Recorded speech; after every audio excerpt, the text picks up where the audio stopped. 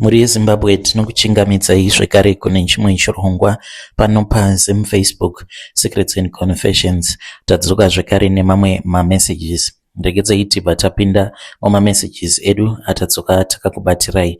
Message yedu yekutanga yakamera sekudai so. Hanzi makadi zvinyu mukoma, ndinokumbirawo kuti munge muchindipostirawo nyaya yanguwo makavika chitupa changu. Ininiwo pandakabva kumusha ndichiuya muno muJoni, then ndakabva ndachizotanga kushandira umwe mukadzi. Mushure mekunge ndatambudzika kwenguva yakareba ndichitsvaka basa, ndakafara kwazvo pandakawana basa ndichishandira umwe mukadzi muSouth African, but ndakazogumisidzira ndaroorwa nemurume wake.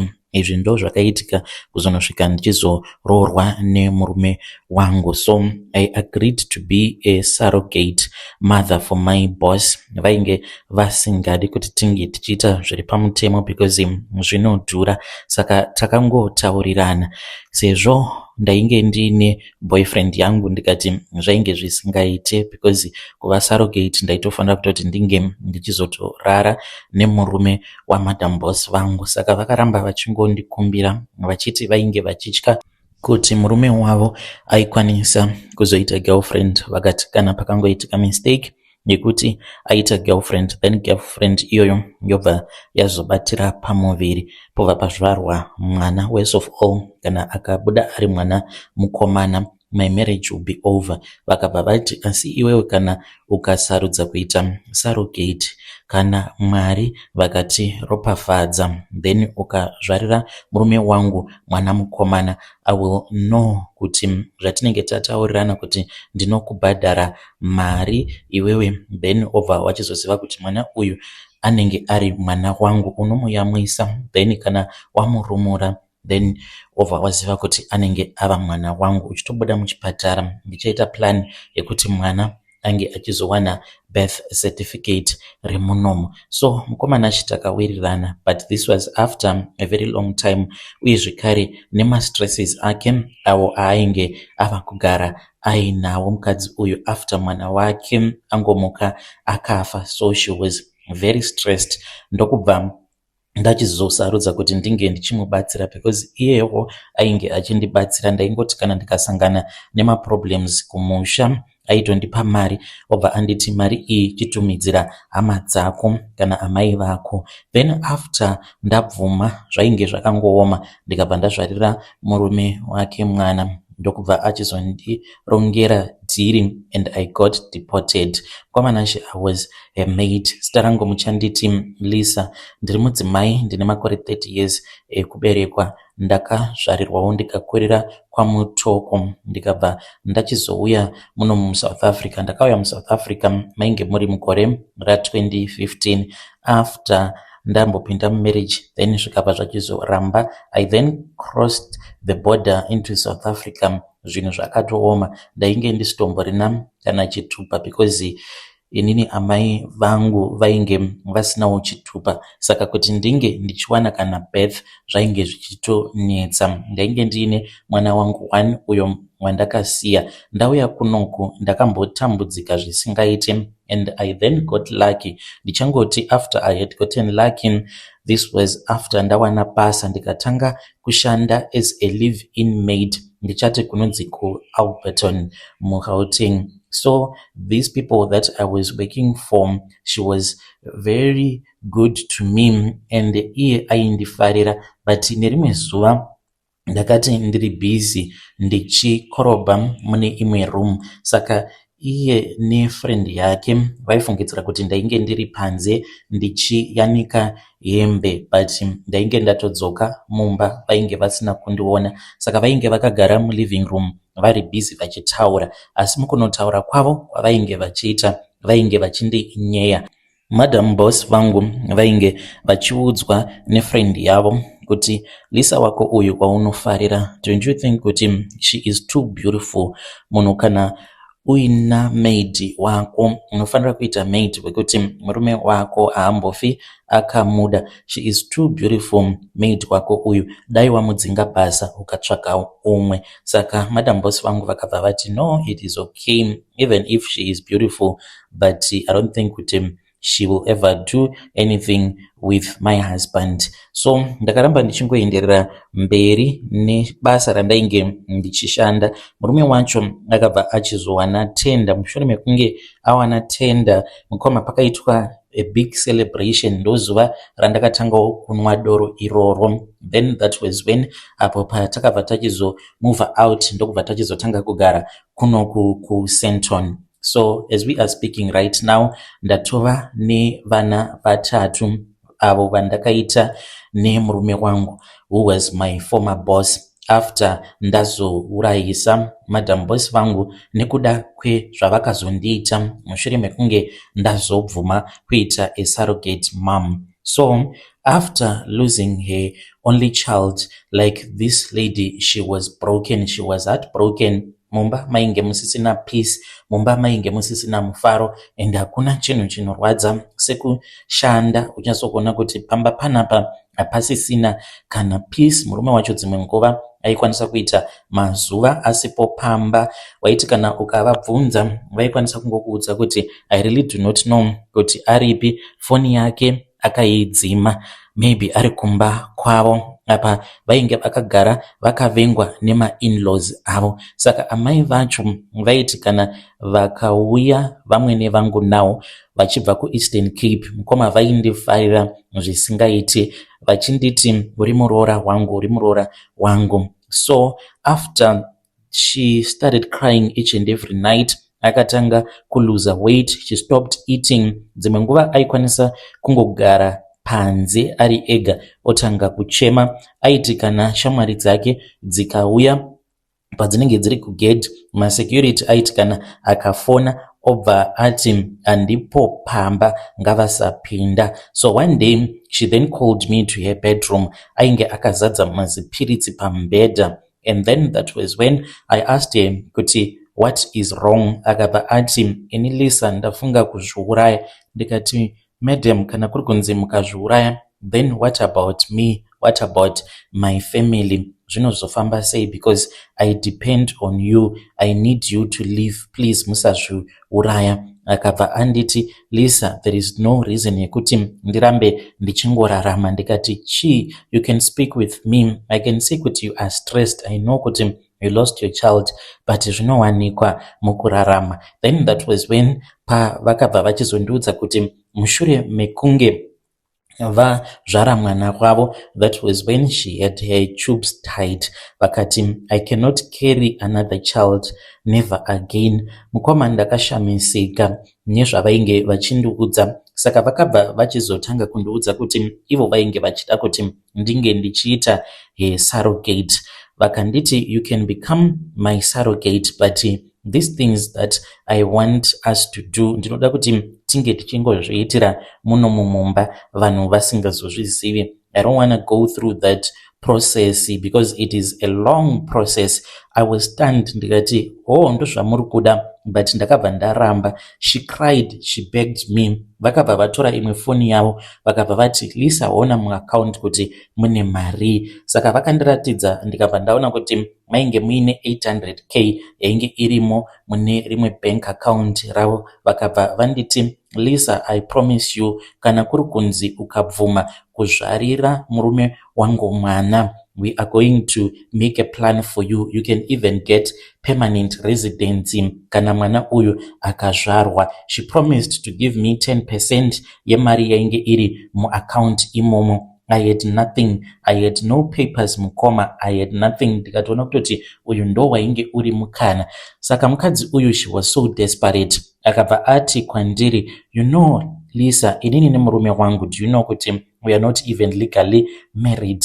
Kana kuri kunzi ukabvuma unokwanisa kuwana chitupa chemunomu, so that mwana wacho waunozozvara we can quickly register mwana iyeye. So ndakamboramba ndikati inini ndine boyfriend. So ndakazoti ndakarara murumu mangu ndakatanga kufunga kuti murume wandainge ndichidanana naye, of course he was someone that was hustling. Basa rake ainge achiita, aishanda muconstruction, achishanda sapainter, and kuti atonziwo andipa mari aiti kana akakupa 2000 rands chaiyo mukoma nashi, mari iyoyo yaitaurwa gore rose nezvayo kuti hey, ndakupa mari this and that, now hauchadi kudavira macalls angu, hey, ndakakupa mari musi uyauya apa hauchadi kuuya kumba kwangu, uchingoramba uchingoudzwa nezvemari iyoyo zvekuti 80k he would dream of it ainge asina kumbogara akabata mari yakawanda kudaro ka1. So then that was when apo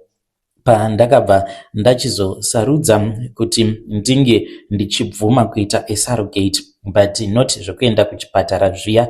So it was very difficult mukoma, handidi kukunyeperai. Saka ivo madam boss vangu vakabva vachizoti ndainge ndichazopota ndichirara nemurume wavo, so I would prepare myself. Murume wavo aitouya murumu mangu obva arara neni, aiti kana akarara neni obva adzokera kwavari madam boss kusvika ndichizonobatira pamuviri. Ndakati ndabatira pamuviri ndo pandakabva ndachizovaudza kuti kunyange chitupa chaicho ndainge ndisitomborina. Vakaita rudo mukoma rwekuti vakataura naamai vangu. Amai vangu vakabva vachizoti vainge vachazoedza kuti vange vachifamba, sezvo mari yainge iripo takatobhadhara vanhu vekuzvitupa but through sabhuku ndokubva vachizondibatsira ndikatsvakirwawo umwe wemuvillage, vamwe gogoso ndo vatakazoenda navo. Ndikabva ndachizonzi ndainge ndakazvarirwa mumba uye zvekare gogo ndovega vainge vangusara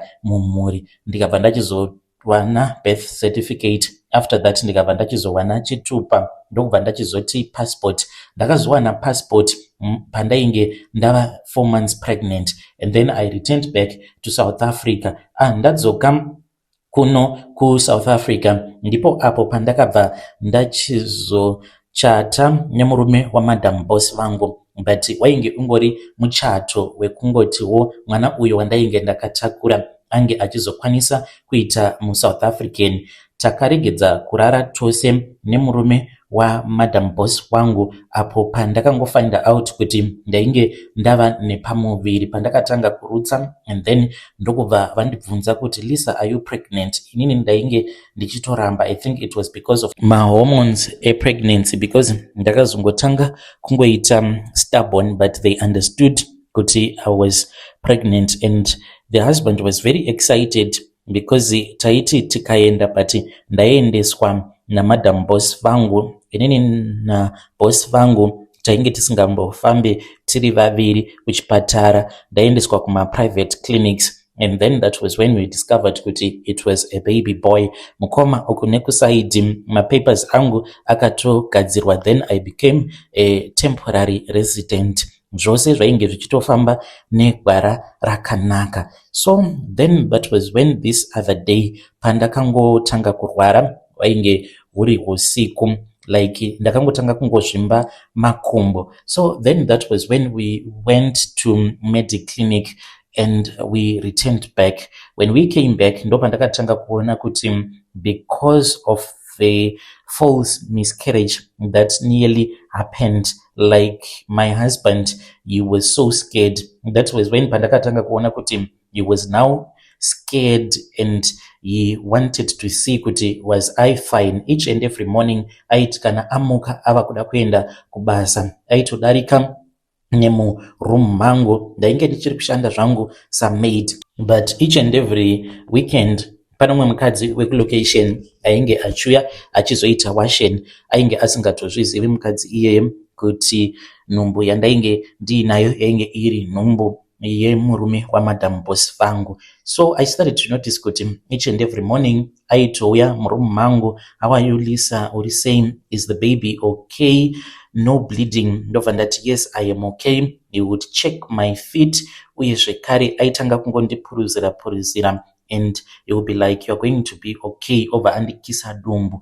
Then he kept on doing this. Iniwo mukoma ndikatanga kunyura murudo. Remember kuti tainge tiri vanhu vainge vakatomboita nguva vachirara vose. So I started thinking about all the times apo patai rara tose, my feelings agoti otanga kuuya apa I was pregnant, ndainge ndava kuchida bonde manje. One night he brought me rooibos tea in my room. One thing led to another. We kissed and we slept together. Mukoma nashi, this was in month 5. We were now sleeping together behind my madam boss's back, by month 7 he had already promised me kuti I was going to be his second wife. Then I gave birth to a very beautiful baby boy, and now I was now part of the family. Apa na boss vangu tainge tatova murudo. But when I came back, because ndakazvarira kumedi clinic,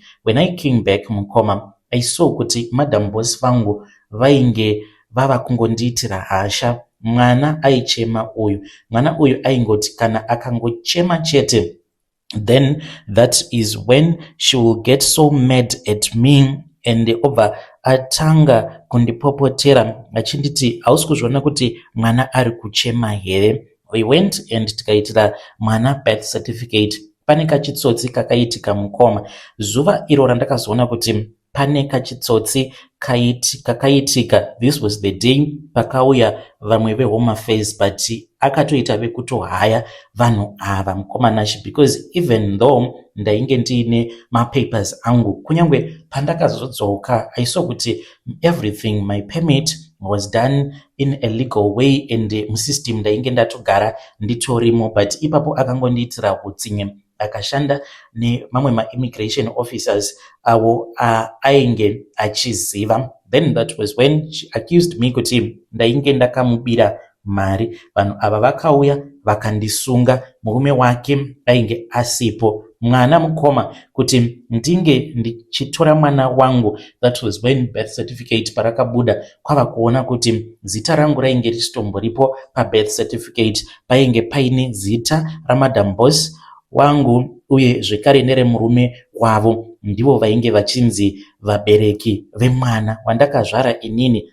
Ndakaona kuti ndainge ndatopinda pama1 apa vakabva vachizonditorera passport yangu, vakanditi passport iyi zviri kwauri, it's either tinokusunga. Vakabva vati unozviziva here kuti kana ukasungwa neHome Affairs tinokwanisa kukugarisa mujeri kana for years and years, because kuzoona toenda kucourt nebhizi yatinenge tiinayo, as long as tisingaende kucourt, remember kuti unenge ungori mujeri. Saka vakati vainge vachida kundiendesa kuLindela, vakanditi unomboziva kuti Lindela zvinoreva kuti kudii, uchamirirako uriko kuLindela kusvika wachembera. Madam boss vangu apa vaita sekunge vainge vachitondinzwira tsitsi, vakabva vati zvinoita here kuti ndinge ndichizokupai mari yekuti ange achinowanawo pekutangira. Vakabva vati zuva ratinomudipota tinosangana womupa mari. Mukomanashi, I was then arrested.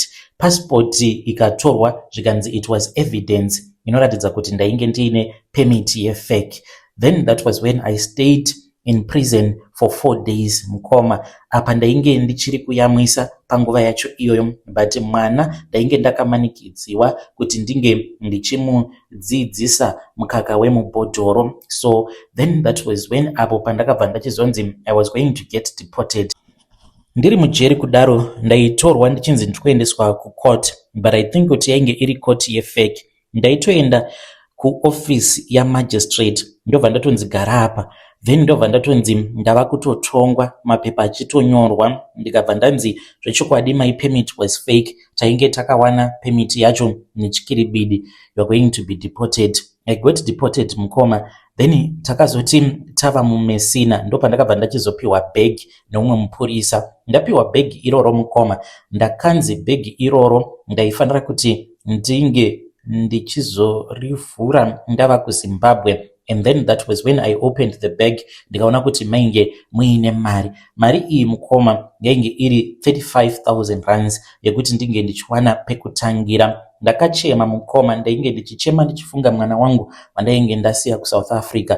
Ndakadzokera kumusha kwaMutoko. Ndadzokera kumusha mukoma, amai ndakavaudza zvose. Amai vakarwadziwa vakachema, vakabva vati mwana uyu anofanira kuti anga achidzoka kuno. Ivo kunyangwe zvikanzi vane mari, but havafaniri kuti vange vachikutorera advantage. Mwana ndewako, anofanira kuti ange achidzoka kunoko. Then ndipo patakabva tachizoenda kuChipinge. Saka kuChipinge uku kwainge kuina vamwe gogo avo vakaroorwako vainge vambori murume wasekuru ndokubva vachizorambana vakabva vachizoroorwa nemurume wekuChipinge. Takaenda kuya mukoma namai tikanotaura tose. Mukoma takataura navo then ndokubva tachizoenda kune imwe n'anga yavaiti vaiziva kuti n'anga iyoyo yainge iine masimba. Saka ndakabva ndachizonzi ndaifanira kuti ndinge ndichidzokera kuSouth Africa. Kana ndadzokera kuSouth Africa ndobva ndamukumbira kuti ndinge ndichitora hembe dzangu nekuti painge pachidiwa kushandiswa hembe dzangu dzekudhara. Ndakadzokera kuSouth Africa but ndainge ndisina passport, ndichitotya kuti kana ndikashandisa passport ndinokwanisa kuzosungwa because ndakatoudzwa kuti I had been banned permanently from ever entering South Africa. Ndikangopinda muSouth Africa it will be 6 years jail time. So ndakadzokera kwaari akavhunduka akabva anditi kowadzoka. Ndikati ndadzoka but ndangouya kuzotora hembe dzangu. Ndokubva anditi alright fine. So ndakati ndakamira panze ndipo apo paakapinda mumba ndikabva ndanokora ivhu ndokubva achizoya nebhegi rangu akandipa. Haana kana kuda kuti ndinge ndichimbotora kana kuona mwana nekuti aitya kuti zvimwe kuda ndinokwanisa kuzotiza nemwana. Saka inini ndakangoti handina kana basa nazvo, ndakaita sekunge ndisisina basa nemwana. Ndokubva ndaenda zvangu kulocation uko kwandainge ndichigara nefriend yangu. Friend yangu aisatozviziva kuti ndo zvainge zvakaitika. Ndainge ndakamuudza kuti mwana ndakanomusiya kuZimbabwe kuna mai. And then that was when pandakazodzokera kumusha namai takabva tachizodzokera kuChipinge nehembe dzangu ndokubva tachizotenga huku yewhite. Ndokubva ndadzi ndinge ndichipisa hembe dzangu. Huku yaiya ndakazoipisa ndikanzi ndinge ndichizotora mavhu aya ndinge ndichinomamwaya paguva. 1 week later, that was when apo pandakabva ndachizoreceive a call from a private number. Ndiani? It was Daniel, murume wangu. His voice, he sounds so stressed. Ndikati kochi, akabva anditi you need to return back kunoku, zvinhu hazvina kumira zvakanaka. Ndikati what happened? Ndokubva andiudza kuti mudzimai wake had an accident. Ainge akumbirwa neshamwari yake kuti ange achimuitira maschool run. On her way going there, that was when she had a collision, akafirapo passport mukoma. Ndakazoti ndichienda kunoratidzwa pacho ipapo paakaita accident mukoma in a street that is not even busy. Akatongoita head on noumwe murungu ainge achita overspeeding. She died on the spot. When I returned back mukoma, he was crying and I was happy. After the funeral, then that was when paakandikumbira ruregerero. Ndikabva ndati ndinoda kuti unge uchienda neni kuZimbabwe unokumbira amai vangu ruregerero nekuda kwezvamakandiita. But mukoma chokwadi ndechekuti ndainge ndichida kuti tinge tichimugadzira because mama vainge vakanzi murume iyeye anofanira kuti anga achiuya kunoku kuZim tobva tamugadzira so that vange vachizoramba vari vose. He asked for forgiveness and he said kuti iye ainge akapiwa pressure nemudzimai wake. We then returned back.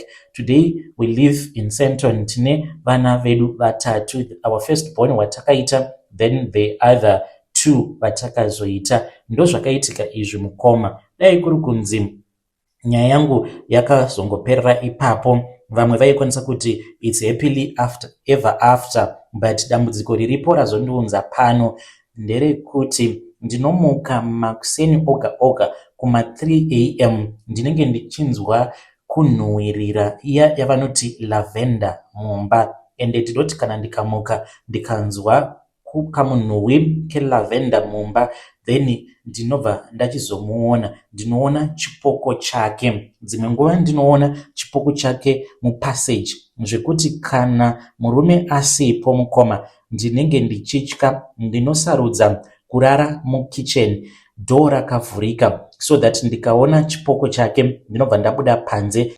Vana ndiri kuvaurayisa nechando nekuti murume kana asipo apa he is always traveling. So ndinovatora tobva tavhura door, tobva tawaridza mukitchen. Ndinenge ndakarara pakati, ivo vana vanenge vakarara kumaside. Of course tinenge tiine mablankets akawanda, but chando mukoma chinosvika pakupinda zvekuti vana vanenge vachiti tiri kufreeza mama, but ndinotya manje kuti tiende tinorara upstairs, even mabedrooms ari downstairs. Ndinenge ndichimunzwa achitaura neni, so I get so scared. I only feel safe kana ndiri mukitchen. Vana ndinovapfekedza mazirompa uye zvekare nemaglovos kuitira kuti vasanzwa chando, but tinosvika pakufreezer. When my husband is coming back, anototanga andifonera, then tinobva tawaranura machira tobva tamhanya todzokera upstairs. I only feel safe kana aripo. I'm even scared to tell him, but I think kuti iye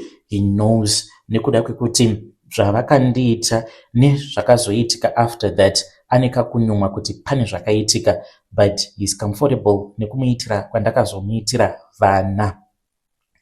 Hey, vedare ndo message iyo yandakatumidzirwa ichibva kuna vanzvadzi vedu. Anzi dzimwe nguva vanonzwa vana vavo vachitamba, vakaendako pavanonzwa vana vachiseka vanovabvunza kuti ko muri kuseka nani? Vanobva vati tanga tichitamba nesister yedu. Hey, zvakangoma hazvo vedu we, mwana uya uyo akashaika. Strange things indeed they do happen in this world.